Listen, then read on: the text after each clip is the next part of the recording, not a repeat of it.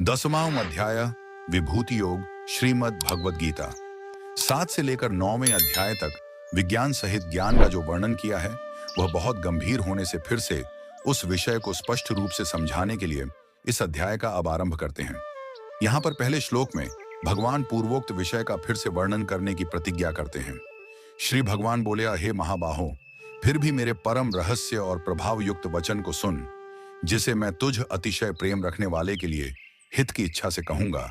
मेरी उत्पत्ति को अर्थात लीला से प्रकट होने को न देवता लोग जानते हैं और न महर्षिजन ही जानते हैं, क्योंकि मैं सब प्रकार से देवताओं का और महर्षियों का भी आदिकरण हूं।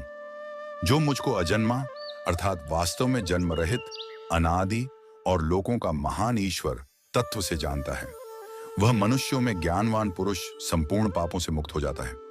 निश्चय करने की शक्ति, यथार्थ ज्ञान, असम्मूढ़ता, क्षमा, सत्य, इंद्रियों का वश में करना, मन का निग्रह तथा सुख दुहक, उत्पत्ति प्रलय और भय अभय तथा अहिंसा, समता, संतोष, तप, दान, कीर्ति और अपकीर्ति, ऐसे ये प्राणियों के नाना प्रकार के भाव मुझसे ही होते हैं। 7 महर्षिजन, 4 उनसे भी पूर्व में होने वाले सनकादि तथा स्वयंभू आदि 14 मनु, ये मुझ में भाव वाले सब के सब मेरे संकल्प से उत्पन्न हुए हैं, जिनकी संसार में यह संपूर्ण प्रजा है। जो पुरुष मेरी इस परमेश्वरीय रूप विभूति को और योग शक्ति को तत्व से जानता है, वह निश्चल भक्ति योग से युक्त हो जाता है। इसमें कुछ भी संशय नहीं है। मैं वासुदेव ही संपूर्ण जगत की उत्पत्ति का कारण हूं और मुझसे ही सब जगत चेष्टा करता है। इस प्रकार समझकर श्रद्धा और भक्ति से युक्त बुद्धिमान भक्तजन मुझ परमेश्वर को ही निरंतर भजते हैं।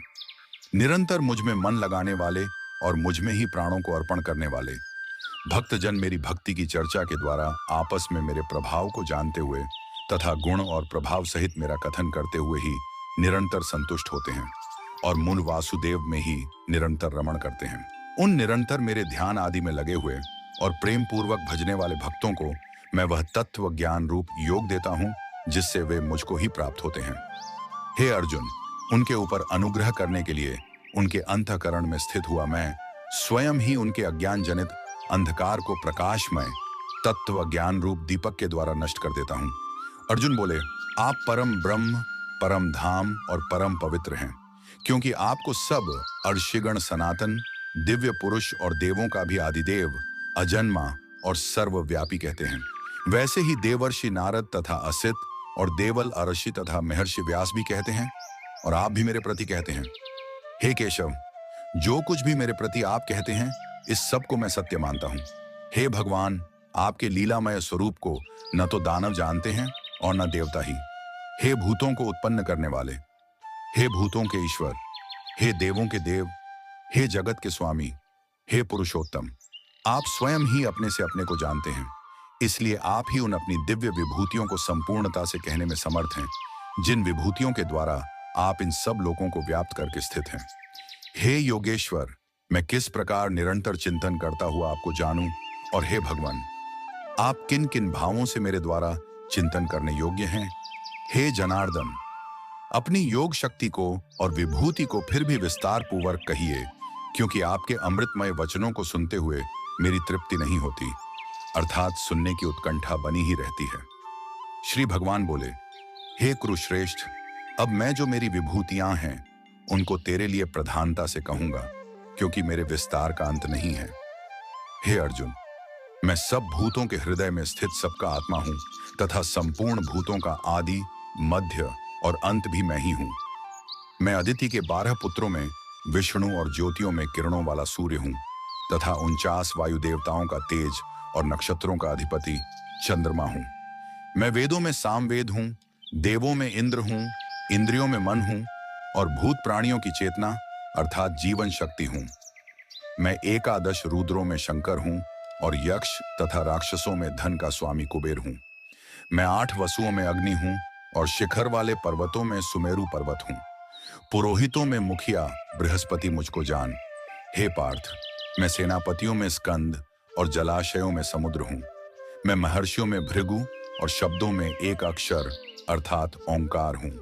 सब प्रकार के यज्ञों में जप यज्ञ और स्थिर रहने वालों में हिमालय पर्वत हूं।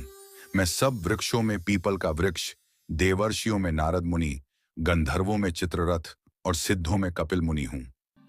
घोड़ों में अमृत के साथ उत्पन्न होने वाला उच्चय श्रवा नामक घोड़ा, श्रेष्ठ हाथियों में ऐरावत नामक हाथी और मनुष्यों में राजा मुझको जान। मैं शस्त्रों में वज्र और गौओं में कामधेनु हूं। शास्त्रोक्त रीति से संतान की उत्पत्ति का हेतु कामदेव हूं और सर्पों में सर्पराज वासुकी हूं। मैं नागों में शेषनाग और जलचरों का अधिपति वरुण देवता हूं और पिंजरों में अर्यमा नामक पितर तथा शासन करने वालों में यमराज मैं हूं। मैं दैत्यों में प्रहलाद और गणना करने वालों का समय हूं तथा पशुओं में मृगराज सिंह और पक्षियों में मैं गरुड़ हूं। मैं पवित्र करने वालों में वायु और शस्त्रधारियों में श्री राम हूं तथा मछलियों में मगर हूं और नदियों में श्री भागीरथी गंगा जी हूं। हे अर्जुन, सृष्टियों का आदि और अंत तथा मध्य भी मैं ही हूं। मैं विद्याओं में अध्यात्म विद्या अर्थात ब्रह्म विद्या और परस्पर विवाद करने वालों का तत्व निर्णय के लिए किया जाने वाला वाद हूं। मैं अक्षरों में अकार हूं और समासों में द्वंद्व नामक समास हूं।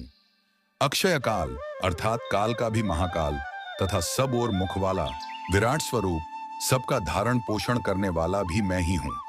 मैं सबका नाश करने वाला मृत्यु और उत्पन्न होने वालों का उत्पत्ति हेतु हूं तथा स्त्रियों में कीर्ति, श्री, वाक, स्मृति, मेधा, धृति और क्षमा हूं तथा गायन करने योग्य श्रुतियों में मैं बृहत्साम और छंदों में गायत्री छंद हूं तथा महीनों में मार्गशीर्ष और ऋतुओं में वसंत मैं हूं।